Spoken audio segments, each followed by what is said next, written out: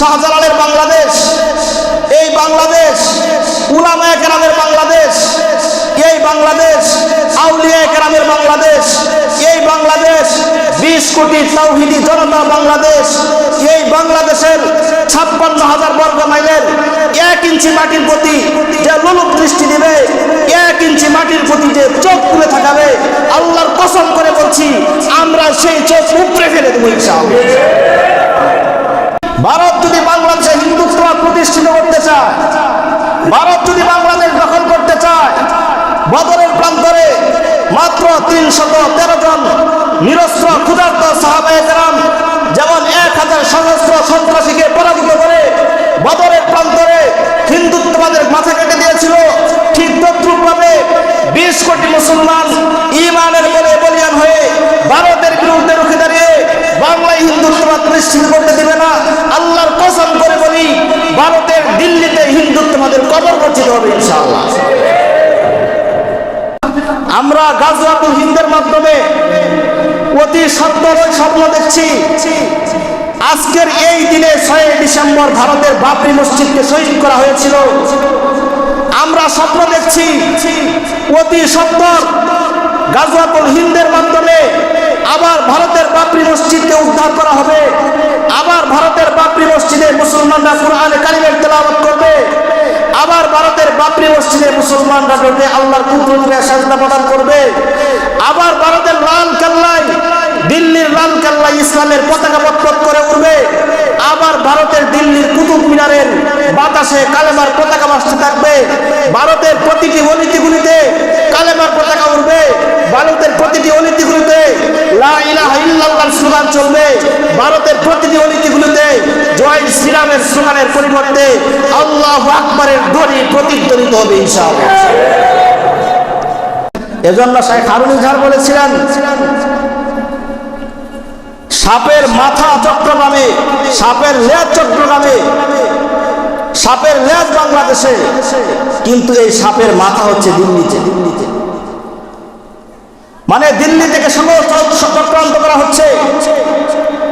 এজন্য আমরা বলতে চাই আমরা সাপের লেজে পা দিব না। আল্লাহর কসম করে বলছি যদি কোনো সময় আমাদের সামনে সুযোগ আছে আমরা দিল্লিতে প্রবেশ করে ওই সাপের মাথা কেটে ফেলবো ইনশাআল্লাহ। নবী করিম সাল্লাল্লাহু আলাইহি ওয়াসাল্লাম বলেন, বুখারীর বর্ণনা, লা ওয়াদিতু আন উকতালা ফি সাবিলিল্লাহি সুম্মা উহিয়া সুম্মা উকতাল সুম্মা উহিয়া সুম্মা উকতাল সুম্মা উহিয়া সুম্মা উকতাল। নবীজি বলেন, আমার তো মন চায় আল্লাহ রাব্বুল আলামিন আমাকে একটা জীবন দিবেন, এই জীবন নিয়ে যুদ্ধ করতে করতে আমি আল্লাহর রাস্তায় শহীদ হয়ে যাব, আল্লাহর রাস্তায় শহীদ হওয়ার পরে আবার আমি আল্লাহর কাছে জীবন চাইবো, আল্লাহ তুমি আমাকে নতুন করে আবার আরেকটা জীবন দাও, ওই জীবনটা নিয়ে আমি আবার আল্লাহর রাস্তায় যুদ্ধ করতে করতে শহীদ হয়ে যাব, আবার আমি আল্লাহর কাছে জীবন চাইবো, আল্লাহ আমাকে আবার নতুন করে জীবন দাও, আবার আমি যুদ্ধের ময়দানে ওই জীবন নিয়ে যুদ্ধ করতে করতে শহীদ হয়ে যাব। নবীজি বলেন, আবার আমি আল্লাহর কাছে জীবন চাইবো, আবার জীবন দিলে ওই জীবন নিয়ে যুদ্ধ করে করে আবার আমি আল্লাহর রাস্তায় শাহাদাত বরণ করব। একটা মাত্র ইবাদত, যে ইবাদতের জন্য নবীজি আল্লাহর কাছে 4 বার জীবনের আকাঙ্ক্ষা করেছেন, সেই ইবাদত হচ্ছে জিহাদ ফি সাবিলিল্লাহ। অন্য কোন ইবাদতের জন্য নবীজি এতবার আল্লাহর কাছে জীবন চাওয়ার তামান্না করেন না। বুঝেন জিহাদ কত গুরুত্বপূর্ণ। অপর হাদিসের মধ্যে এসেছে, মান মাতা ওয়া লাম ইয়াগজু, যে ব্যক্তি মৃত্যুবরণ করলো কিন্তু কোন সময় সে আল্লাহর রাস্তায় জিহাদ করে নাই, যেমন আমি এবং আপনি আল্লাহর রাস্তায় কোন সময় জিহাদে যাই নাই, যে ব্যক্তি মৃত্যুবরণ করলো কিন্তু জীবনে কোনোদিন আল্লাহর রাস্তায় জিহাদ করে নাই, ওয়ালাম ইউহাদ্দিস বিহি নাফসাহু, এবং সে মনে মনে জিহাদের তামান্নাও করে নাই, মনে মনে জিহাদের আকাঙ্ক্ষাও তার ছিল না, আহারে যদি আমার সুযোগ হইতো তাহলে আমি যুদ্ধের ময়দানে শরীক হইতাম, এই আকাঙ্ক্ষাটাও তার নাই, এভাবেই সে মৃত্যুবরণ করলো। মাতা আলা শুবাতিন মিনান নিফাক, ওই লোকটা দুনিয়া থেকে মুনাফিক অবস্থায় মৃত্যুবরণ করলো। আল্লাহ রাব্বুল আলামিন আমাদেরকে জুমার সালাত আদায়ের উদ্দেশ্যে মসজিদে আসার বসার তৌফিক দান করেছেন। এজন্য সকলেই দিল খুলে উচ্চ স্বরে কালিমাতুশ শুকর আদায় করি আলহামদুলিল্লাহ। আল্লাহ রাব্বুল আলামিন আমাদেরকে ইসলামের গৌরব দান করে মুসলমান বানিয়ে দুনিয়াতে পাঠিয়েছেন। এজন্য আবারও কালিমাতুশ শুকর আদায় করি আলহামদুলিল্লাহ।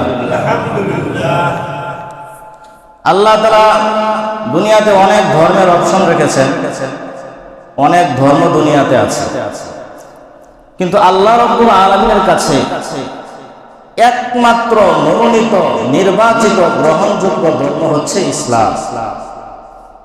আল্লাহ তাআলা বলেন, ইন্নাদ-দীনা ইনদাল্লাহিল ইসলাম।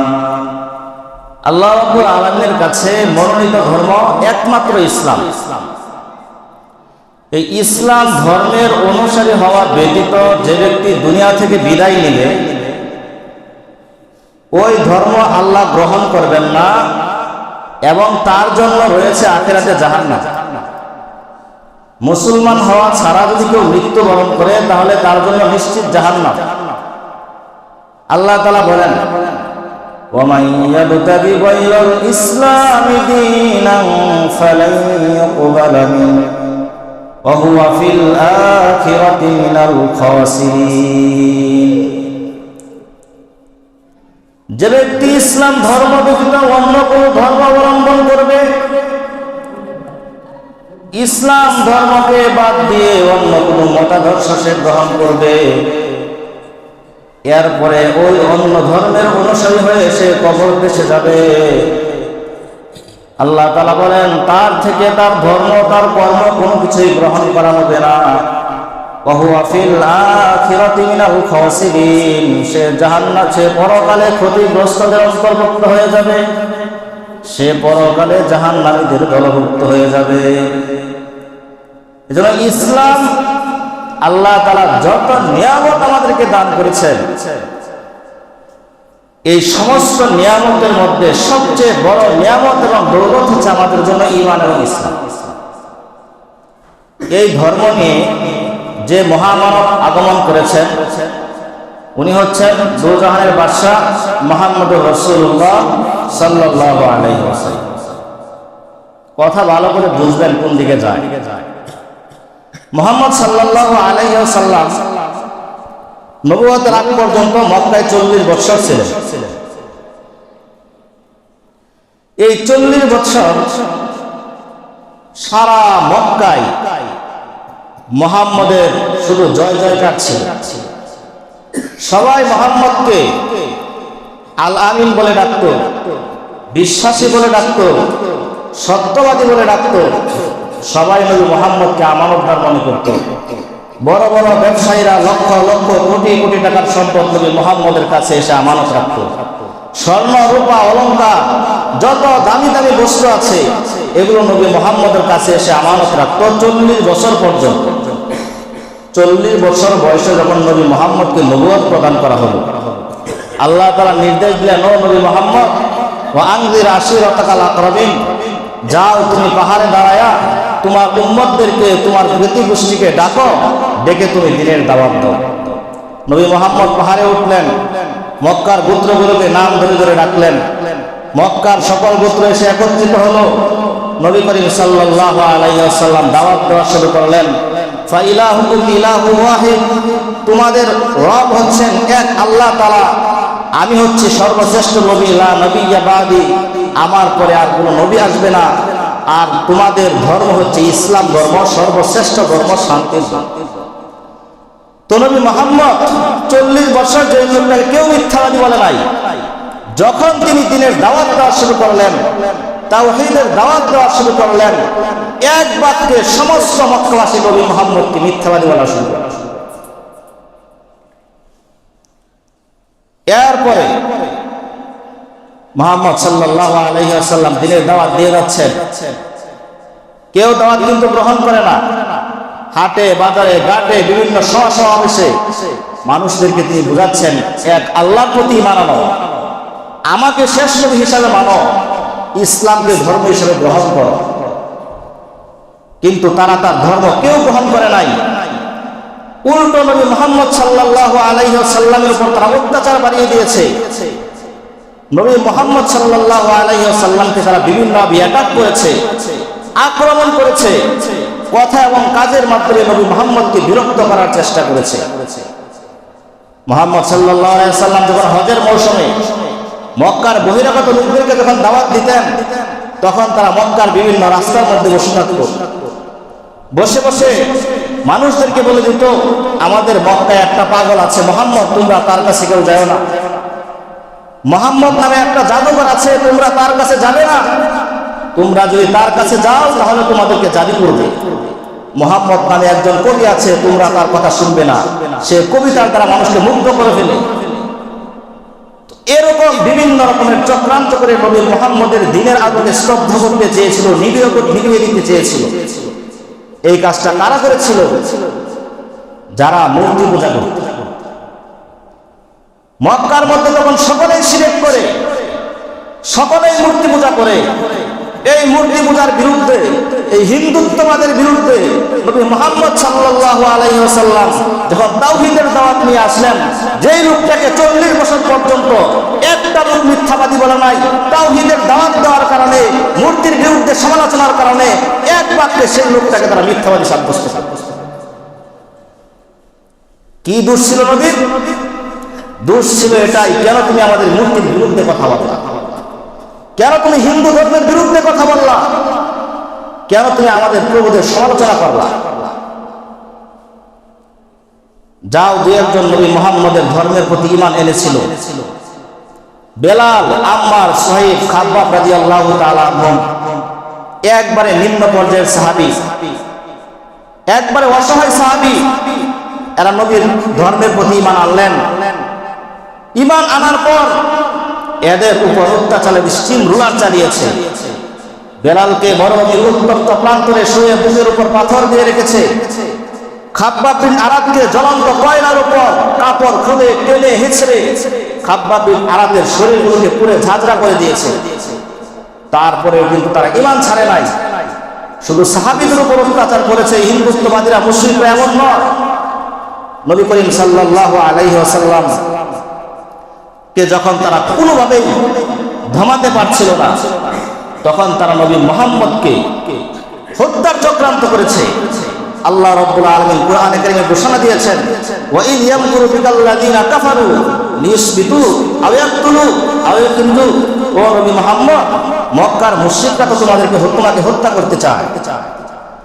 মক্কার মুশরিকরা তোমাকে বন্দী করতে চায়। মক্কার মুশরিকরা তোমাকে মক্কা থেকে বিতাড়িত করতে চায়। ইতিহাস স্পষ্ট। এক পর্যায়ে মুহাম্মদ সাল্লাল্লাহু আলাইহি ওয়াসাল্লাম মক্কার মুশরিকদের সাথে বিপক্ষে যখন দাঁড়াতে পারেন নাই, আল্লাহ রাব্বুল আলামিনের নির্দেশে নবী মুহাম্মদ সাল্লাল্লাহু আলাইহি ওয়াসাল্লাম মক্কা থেকে কাঁদতে কাঁদতে মাতৃভূমির মায়া ত্যাগ করে তিনি মদিনায় হিজরত করেছিলেন। এখন আমার প্রশ্ন আপনাদের কাছে, এই যে নবী মুহাম্মদ মক্কা থেকে মদিনায় হিজরত করেছিলেন, নবী মুহাম্মদের অপরাধ কি ছিল? কথা ভালো করে বুঝেন। নবী মুহাম্মদের অপরাধ কি ছিল? নবী মুহাম্মদ কি কোনো হিন্দুদের মন্দিরে আক্রমণ করেছিলেন? নবী মুহাম্মদ কি কোনো হিন্দুত্ববাদীর উপর আক্রমণ করেছিলেন? নবী মুহাম্মদ কি কোনো মূর্তি ভেঙেছিলেন? নবী মুহাম্মদ কি ইসলাম ধর্ম গ্রহণে বাধ্য করেছিলেন? না, কোনোটাই করেন নাই। নবী মুহাম্মদ শুধু তার ধর্মটাকে প্রচার করেছিলেন, এর বাহিরে কোনো কাজ তিনি করেন নাই। কিন্তু মক্কার মুশরিকরা, এই উগ্রপন্থী হিন্দুরা চেয়েছিল নবী মুহাম্মদের উপর হিন্দুত্ববাদ চাপিয়ে দিতে।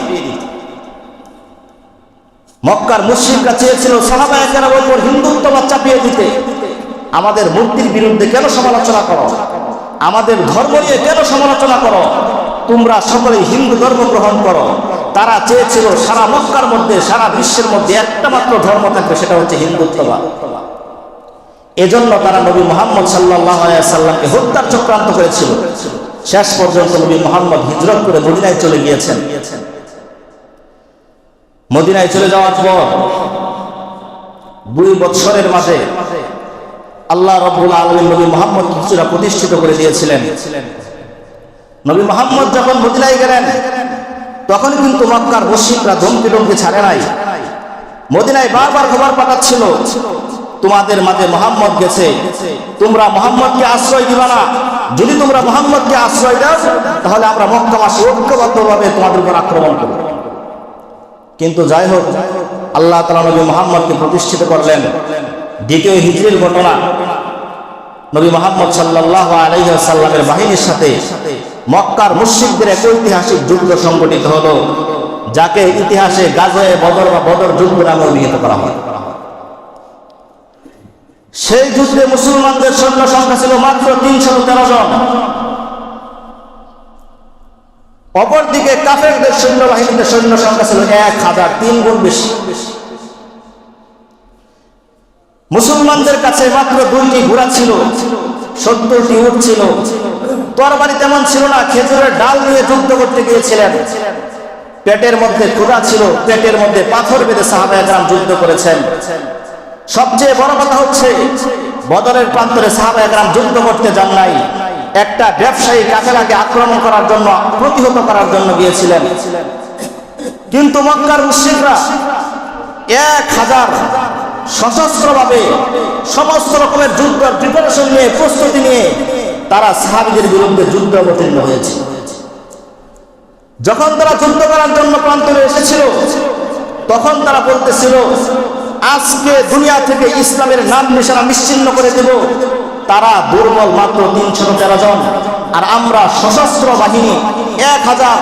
আজকে মুসলমানরা আমাদের সাথে পারবে না, মুহাম্মদের উপর আমাদের যত ক্রোধ আছে আজকে আমরা শেষ করে দেব। এই পরিকল্পনা নিয়ে মক্কার মুশরিকরা 1000 গেল বদর প্রান্তরে যুদ্ধ করার জন্য। মুসলমানের সৈন্যবাহিনীর সংখ্যা ছিল কত? 313 জন। যাই মুশরিকরা গিয়ে হুঙ্কার শুরু করল। মুশরিকদের পক্ষ থেকে 3 জন আসলো যুদ্ধ করার জন্য, মুসলমানের পক্ষ থেকেও 3 জন যুদ্ধ করার জন্য আসলো। মল্ল যুদ্ধ শুরু হলো। মুসলমানদের পক্ষ থেকে 3 সাহাবী এসেছিলেন, তারা মক্কার মুশরিক 3 জনকে হত্যা করে দিল, জাহান্নামে পাঠিয়ে দিল। এরপরে এক রক্তক্ষয়ী সংঘর্ষ শুরু হলো, যুদ্ধ শুরু হয়ে গেল। নবী মুহাম্মদ সাল্লাল্লাহু আলাইহি ওয়াসাল্লাম হাত তুলে দোয়া করা শুরু করলেন, আল্লাহ, আজকে যদি আমার সাহাবীরা বদরের প্রান্তরে শহীদ হয়ে যায়, আজকে যদি এই সাহাবীরা এখানে মৃত্যুবরণ করে, তাহলে এই জমিনে তোমার নাম নেওয়ার মতো আর কোনো লোক থাকবে না। এই মক্কার মুশরিকরা তোমার দ্বীনের প্রতি ঔদ্ধত্য প্রদর্শন করেছে, তোমার দ্বীন নিয়ে তারা খেলতামাশা করেছে, তোমার নবীকে তারা কষ্ট দিয়েছে। আল্লাহ, তুমি বদরের প্রান্তরে মক্কার মুশরিকদের মেরুদণ্ড ভেঙে ছাড়খাড় করে দাও। এই দোয়া যখন নবী মুহাম্মদ করলেন, আল্লাহ রাব্বুল আলামিন দোয়া কবুল করে নিলেন। দোয়া কবুল করার পর উভয় পক্ষের যুদ্ধ চলতেছিল।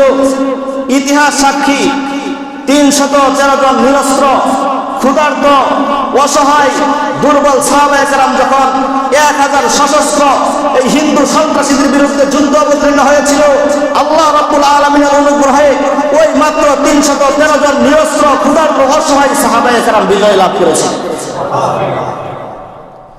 এটা শুধু কোনো সাধারণ বিজয় নয়, এই বিজয়ের মাধ্যমে আল্লাহ রাব্বুল আলামিন বদরের প্রান্তরে যে হিন্দুত্ববাদ তারা মুসলমানদের উপর চাপিয়ে দিতে চেয়েছিল, সেই হিন্দুত্ববাদের কল্লা কেটে দিয়েছিলেন। মুহতারাম হাজরিন, এই ঘটনা বলার আমার উদ্দেশ্য কি? এই ঘটনা বলার উদ্দেশ্য হচ্ছে, আমাদের প্রতিবেশী রাষ্ট্র ভারত, তারা বাংলাদেশের উপর আধিপত্য বিস্তার করতে চায়, বাংলাদেশের উপর তারা হিন্দুত্ববাদ চাপিয়ে দিতে চায়।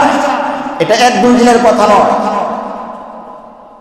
তারা বাংলাদেশকে ভারতের অঙ্গরাজ্য বানাতে চায়। তারা মনে করে বাংলাদেশ তো জনসংখ্যায় কম, বাংলাদেশের অস্ত্র শস্ত্র কম, বাংলাদেশের অর্থনৈতিক সমৃদ্ধি কম। এজন্য তারা সবসময় বাংলাদেশকে ছোট চোখে দেখে তারা বাংলাদেশ দখল করতে চায়। আমরা বলতে চাই, বাংলাদেশের জনসংখ্যা কম থাকতে পারে, বাংলাদেশের অর্থনৈতিক সমৃদ্ধি কম থাকতে পারে, বাংলাদেশের অস্ত্র শস্ত্র কম থাকতে পারে, কিন্তু বাংলাদেশের 20 কোটি মুসলিম তাওহীদের জনতার বুকে যে ঈমান আছে সেই ঈমান কিন্তু ভারতের জনসংখ্যার বুকে নেই। এই ঈমান কিন্তু নেই।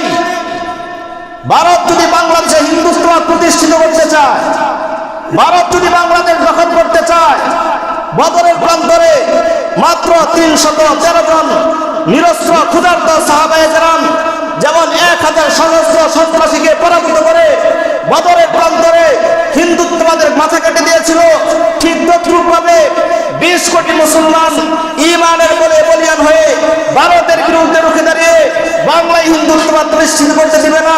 আল্লাহর কসম করে বলি, ভারতের দিল্লিতে হিন্দুত্ববাদের কবর রচিত হবে ইনশাআল্লাহ। বাংলাদেশে হিন্দুত্ববাদ প্রতিষ্ঠিত হবে না। এটা শুধুমাত্র স্বপ্ন, এটা সম্ভব না। মুহতারাম হাজিরিন, আমি আপনাদের সামনে আমাদের ভারত আমাদেরকে কি দিয়েছে এতদিন, যাদের মুখে ভারত প্রেম আছে, ভারতকে যারা মনে মনে ভালোবাসে তারা একটু ভালো করে শুনুন। এই ভারত আমাদেরকে কি দিয়েছে এতদিন? 2011 সালের ঘটনা আপনাদের স্মরণ থাকার কথা। আমি তখন ছোট, আমার এখনো ওই দৃশ্যটা চোখে ভাসে। কুড়িগ্রামের একটা মেয়ে ফেলানি খাতুন ভারতের দিল্লিতে সে কাজ করতো, গৃহকর্মীর কাজ করতো। সে যখন বাংলাদেশ থেকে ভারত সীমান্ত দিয়ে যায়, ভারতের বিএসএফ এর সন্ত্রাসীরা ফেলানি খাতুনকে গুলি করে পাখির মতো হত্যা করেছিল। সেই ফেলানি খাতুনের লাশ সীমান্তের কাঁটাতারে 5 ঘন্টা ব্যাপী জ্বলেছিল। সেই দৃশ্যটা যখন আমার মনে পড়ে, এখনো আমার শরীরে নাড়া দেয়। এটা শুধু এক ফেলানি খাতুনের ঘটনা নয়, এরকম হাজার হাজার ফেলানি খাতুনকে ভারতের বিএসএফ এর সন্ত্রাসীরা গুলি করে পাখির মতো হত্যা করেছে। 2019 সালের ঘটনা, আবরার ফাহাদ ভারতের বিরুদ্ধে একটা মাত্র ফেসবুক স্ট্যাটাস দিয়েছে। একটা মাত্র ফেসবুক স্ট্যাটাস দিয়ে তারা সে ভারতের বিরুদ্ধে সমালোচনা করেছিল। এর ফলাফল কি দাঁড়ালো? তাকে বন্দী করে নিয়ে সারা রাত স্টাফ দিয়ে পিটিয়ে নির্মমভাবে শহীদ করে দেওয়া হলো। এটা শুধু এক আবরার ফাহাদের ঘটনা নয়, এরকম হাজার হাজার আবরার ফাহাদকে বাংলার জমিনে নির্মমভাবে হত্যা করা হয়েছে। 2019 সালের আরেকটা ঘটনা, চট্টগ্রামে ইসকনের সন্ত্রাসীরা 30টি স্কুলে প্রায় 30,000 শিক্ষার্থীর অধিক শিক্ষার্থীকে তারা হরে রাম হরে কৃষ্ণর মন্ত্র জপিয়েছে এবং হরে রাম হরে কৃষ্ণের মন্ত্র জপানোর পরে তারা প্রসাদ খাওয়িয়েছে এবং সেই ভিডিও সোশ্যাল মিডিয়ায় ভাইরাল করেছে। আমার প্রশ্ন হচ্ছে, একটা মুসলিম সংখ্যাগরিষ্ঠ রাষ্ট্রের মধ্যে ইসকনের সন্ত্রাসীরা মুসলমানের বাচ্চাদেরকে হরে রাম হরে কৃষ্ণ জপানোর পর সেখানে আবার প্রসাদ খাওয়ানোর সাহস তারা কোথায় থেকে পেয়েছে? কোন সন্দেহ নেই, এটা ভারতের কাজ ছিল। 2021 সাল স্বাধীনতার সুবর্ণ জয়ন্তী উপলক্ষে যখন গুজরাটের কষায় হাজারো মুসলমানের রক্ত খেকো নরেন্দ্র মোদী যখন বাংলাদেশে আসতে চায়, তখন এদেশের তাওহীদি জনতা নরেন্দ্র মোদীর বিরুদ্ধে এক আন্দোলন গড়ে তুলেছিল, যাকে মোদী বিরোধী আন্দোলন বলা হয়। আপনারা যদি না জানেন, উইকিপিডিয়াতে সার্চ দিয়ে দেখেন নামাজের পরে। সেই আন্দোলনে 17 জন মুসলমানকে গুলি করে পাখির মতো হত্যা করা হয়েছিল। আমার প্রশ্ন হচ্ছে, একটা সংখ্যাগরিষ্ঠ মুসলিম রাষ্ট্রের মধ্যে একজন হিন্দুর কারণে 17 জন মুসলমানকে পাখির মতো গুলি করে হত্যা করা হলো কেন? এটা কারা করেছিল? কাদের হাত ছিল এর পিছনে? 2024 সালের ঘটনা, মাত্র কয়েকদিন আগের ঘটনা, ফরিদপুরের মধুখালীতে কে বা কারা মন্দিরে আগুন দিয়েছে তার কোনো প্রুফ খুঁজে পাওয়া যায় নাই, প্রমাণ খুঁজে পাওয়া যায় নাই। কেউ জানে না কে আগুন দিয়েছে। 2 জন মুসলিম যুবককে তারা ধরে নিয়ে গেছে, 2 জন কোরআনের হাফিজকে তারা ধরে নিয়ে গেছে। ধরে নিয়ে যাওয়ার পর একটা স্কুলের মধ্যে বন্দি করে রাতভর পিটিয়ে এই 2 জন হাফিজে কোরআনকে এই স্কুলের সন্ত্রাসীরা হত্যা করেছে।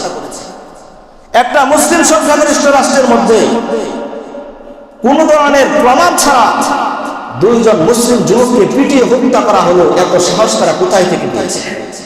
কোন সন্দেহ নেই এখানে দাদা ওদের হাত ছিল। এরপরে আসেন এই যে নোয়াখালী, কুমিল্লা, ফেনী, চোখের পলকে রাতারাতি 2 তলা 3 তলা ভবনগুলো পানির তলে তলিয়ে গেল। এই পানি কোথায় থেকে এসেছিল? কারা এই পানি ছেড়েছিল? বাংলাদেশের ওইদিকে ময়মনসিংহ, নালিতাবাড়ি, শেরপুর রাতারাতি সব পাহাড়ি ঢলে তলিয়ে গেল। শত শত ঘর বাড়ি বিধ্বস্ত হলো, শত শত মানুষ বসত ভিটা হারা হলো, লক্ষ লক্ষ কোটি কোটি টাকার সম্পত্তি নষ্ট হলো। এই পানি রাতারাতি কোথায় থেকে এসেছে? এরপরে ভারতীয় যে সমস্ত আগ্রাসন বর্তমানে আমার দেশে চলছে, সবচেয়ে ভয়ঙ্কর আগ্রাসন হচ্ছে মিডিয়া আগ্রাসন। আজকে বাংলাদেশে দেখেন প্রত্যেকটা ঘরে ঘরে ভারতীয় টিভি চ্যানেল চলে। এই টিভি চ্যানেলগুলোতে কি শেখানো হচ্ছে? এই টিভি চ্যানেলগুলোতে শেখানো হচ্ছে একজন দেবর কিভাবে তার ভাবিকে নিয়ে বেগে যাবে, একজন শ্বশুর কিভাবে তার পুত্রবধূর সাথে প্রেম করবে, একজন বাসর কিভাবে তার ছোট ভাইয়ের বউয়ের সাথে প্রেম করবে, ছোট ছোট ছেলে মেয়েগুলো কিভাবে দর্শন শিখবে, চুরি শিখবে, খুন শিখবে, রাহাজানি শিখবে। সারা বাংলাদেশের যুব সমাজকে নষ্ট করার জন্য তারা এই মিডিয়াগুলো বাংলাদেশে দিয়েছে। সারা বাংলাদেশের যুব সমাজের মগজকে ধুলাই করে সারা বাংলাদেশের মুসলিম যুবকদেরকে পঙ্গুত্ব ভারত করিয়ে তারা লক্ষ লক্ষ কোটি কোটি টাকা বাংলাদেশ থেকে আয় করে দিচ্ছে। এই মিডিয়া আগ্রাসন, আজকে দেখবেন একটা ছেলে বাংলাতে কথা বলতে পারে না, ওই বয়স এসে পৌঁছে নাই, কিন্তু সে অনর্গল হিন্দি ভাষায় কথা বলে। কেন বলতে পারে? কারণ সে সারাদিন হিন্দি ছবি দেখে, হিন্দি চ্যানেল দেখে, হিন্দি কার্টুন দেখে। এই যে হিন্দুত্ববাদ, এটা হিন্দুত্ববাদ তার মাথায় ঢুকছে, তার মাথার মধ্যে ভারত প্রেম ঢুকছে। এগুলো আমরা বুঝি আর না বুঝি, ভারত কিন্তু এই সমস্ত উদ্দেশ্যে বাংলাদেশকে এই চ্যানেলগুলো দিচ্ছে। এজন্য আমরা এই দাবি করতেই পারি সরকারের কাছে, যাতে বাংলাদেশ থেকে সব ধরনের ভারতীয় টিভি চ্যানেল অনতিবিলম্বে নিষিদ্ধ করা হয়। এটা আমাদের প্রাণের দাবি। এরপরে 2000 এই তো মাত্র কয়েকদিন আগে যখন ছাত্র জনতার গণ অভ্যুত্থান হয়েছিল, সেই গণ অভ্যুত্থানের মধ্যে আপনারা বিভিন্ন টিভি চ্যানেলে দেখেছেন ভারতীয় সন্ত্রাসীরা ছাত্রদের বুকে গুলি করছে, ভারতীয় লোকেরা এসে ছাত্রদের বুকে গুলি করছে। এরা খুব দূর থেকে আসে নাই, এরা সবাই ছিল এই ইসকন সন্ত্রাসীদের সদস্য। এরা ছাত্রদের বুকে গুলি করেছে, জনতার বুকে গুলি করেছে। যখন এই সরকারের বিরুদ্ধে আন্দোলন হলো, তখন কিন্তু ইসকনকে মাঠে পাওয়া যায় নাই, তাদের কোনো দাবি দাবা কিচ্ছু ছিল না। যখন এই সরকার পলায়ন করলো, তখন যেহেতু তারা এই সরকার তাদের বান্ধবী বা তাদের বন্ধু যখন দেশ থেকে পলায়ন করলো, তখন তারা ইসকনের হাত ধরে সেই ফ্যাসিস্ট সরকারকে আবার বাংলাদেশে প্রতিষ্ঠিত করার জন্য এই পায়তারা করেছে। যখন কোনোভাবে সবভাবে যখন সর্বভাবে যখন ব্যর্থ হচ্ছিল, তখন এই যে মাত্র কয়েকদিন আগে চট্টগ্রামের লালদিঘি ময়দানে সনাতন ধর্মীরা ইসকনের সন্ত্রাসীরা একটা আন্দোলন করলো, দাবি আদায়ের আন্দোলন করলো। সেখানে চিন্ময় কৃষ্ণ দাস স্পষ্ট ভাষায় বলেছিল, আমাদের এই আন্দোলন ফ্যাসিস্ট সরকার শেখ হাসিনা সরকারকে প্রতিষ্ঠিত করার আন্দোলন। ভিডিও দেখেন যে স্পষ্ট ভাষায় কথা বলেছিল, মানে সে পূর্ব সরকারকে প্রতিষ্ঠিত করতে যাচ্ছে। যখন এই আন্দোলন শেষ হলো, চট্টগ্রামের নিউ মার্কেট ময়দানে ছাত্র জনতা অভ্যুত্থানের পর বিজয় সরণী হিসাবে তারা একটা বিজয়ের পতাকা উত্তোলন করেছিল। সেই বাংলাদেশের স্বাধীন পতাকার উপর এই ইসকনের সন্ত্রাসীরা গেরুয়া পতাকা উত্তোলন করে বাংলাদেশের নতুন স্বাধীনতার প্রতি তারা বিভ্রান্তি প্রদর্শন করেছে। এখানেই তারা শেষ করে নাই, এখানেই তারা ক্ষান্ত হয় নাই। তারা চট্টগ্রামকে নিয়ে চক্রান্ত করেছিল, তারা পুরো বাংলাদেশটাকে তাদের আয়ত্তে নিতে চেয়েছিল। মোহতারাম হাজিরিন, এরপরে যখন চিন্ময় কৃষ্ণ দাসের উপর রাষ্ট্রদ্রোহিতার মামলা হলো, রাষ্ট্রদ্রোহিতার মামলায় তাকে গ্রেফতার দেখানো হলো। আচ্ছা, আমার প্রশ্ন আপনাদের কাছে, যদি এই কাজটা কোনো হিন্দু ইসকনের সন্ত্রাসী না করে কোনো মুসলমান যদি বাংলাদেশের স্বাধীন দেশের স্বাধীন পতাকার উপর অন্য কোনো মতবাদের পতাকা উড়াতো, তাহলে কি তাকে গ্রেফতার করা হতো না? অবশ্যই গ্রেফতার করা হতো। তাহলে যখন চিন্ময় কৃষ্ণ দাসকে যখন গ্রেফতার করা হলো, তখন কেন ভারত সহ সমস্ত হিন্দুত্ববাদ মরে বসলো? ডাল মে কুছ কালা হে, কোনো একটা সমস্যা আছে। 2012 সালের ঘটনা আপনাদের স্মরণ থাকার কথা। বিশ্বজিৎ দাসকে দিনের দুপুরে কুপিয়ে কুপিয়ে রাস্তায় হত্যা করা হয়েছে। তখন কোনো হিন্দুত্ববাদের পক্ষ থেকে কোনো বিবৃতি আসে নাই। বিশ্বজিৎ হিন্দু ছিল না মুসলমান ছিল? হিন্দু ছিল। কিন্তু চিন্ময় কৃষ্ণ দাসকে যখন গ্রেফতার করা হলো, ভারতের পররাষ্ট্র মন্ত্রণালয় থেকে পর্যন্ত বিবৃতি চলে আসে। সমস্যা কোথায়? এই সমস্যা বুঝতে হবে, মাথা নিয়ে চলতে হবে। মোহতারাম হাজিরিন, এরপরে যখন চিন্ময় কৃষ্ণ দাসকে গ্রেফতার করে আদালতে নিয়ে যাওয়া হলো, আদালত তার জামিনকে নামঞ্জুর করে দিল, তখন আপনারা দেখেছেন এই ইসকনের সন্ত্রাসীরা চট্টগ্রাম আদালত প্রান্ত অবরোধ করল। পুলিশের সাথে তারা সংঘর্ষে জড়ালো।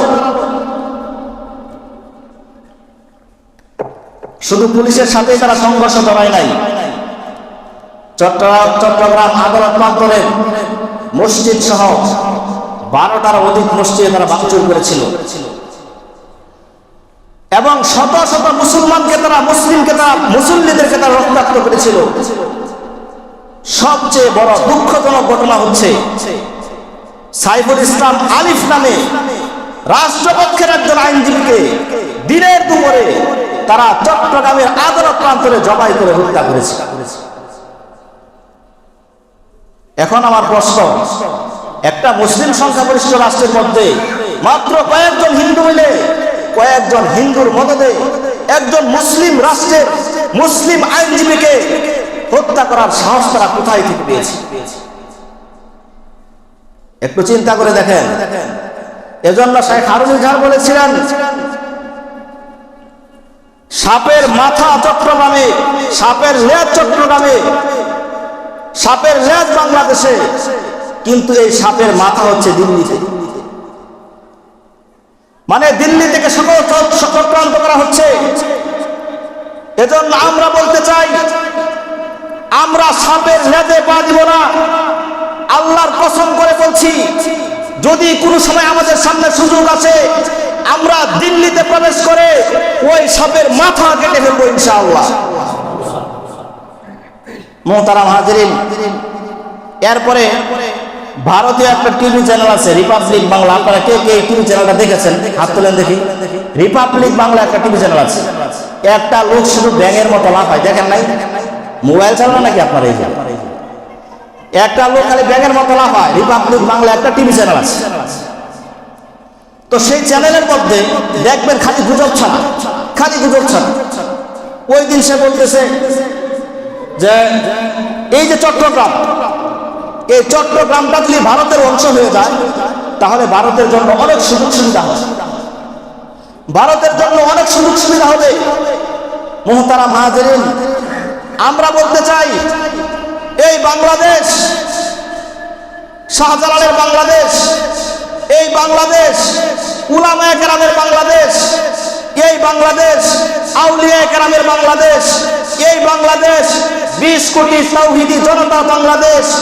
এই বাংলাদেশের 56,000 বর্গ মাইলের 1 ইঞ্চি মাটির প্রতি যে লোলুপ দৃষ্টি দিবে, 1 ইঞ্চি মাটির প্রতি যে চোখ তুলে থাকাবে, আল্লাহর কসম করে বলছি, আমরা সেই চোখ উপড়ে ফেলে দেবো ইনশাআল্লাহ।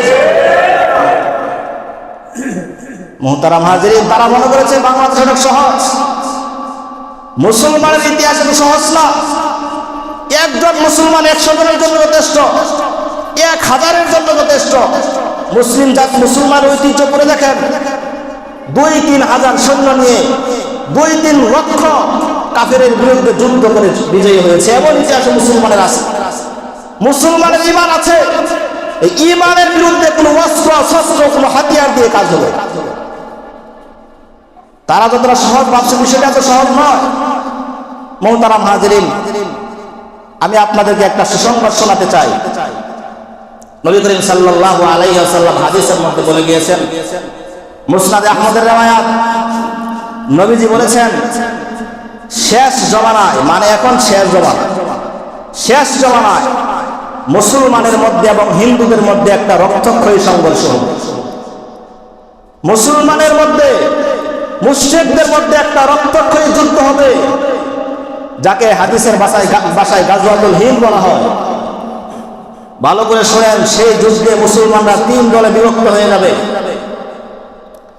একটা দল হিন্দুদের মুশরিকদের সংখ্যা গরিষ্ঠতা দেখে পিছপা হয়ে যাবে, তারা ভয়ে পালিয়ে যাবে। এই দলটাও বাংলাদেশে আছে, এখনো আছে। আরেকটা দল যুদ্ধ করতে করতে করতে করতে শাহাদাত বরণ করবে, আরেকটা দল যুদ্ধ চালিয়ে যাবে। আল্লাহ রাব্বুল আলামিনের নির্দেশে সেই মুসলমানরাই মুশরিকদের বিরুদ্ধে, হিন্দুদের বিরুদ্ধে বিজয় লাভ করবে।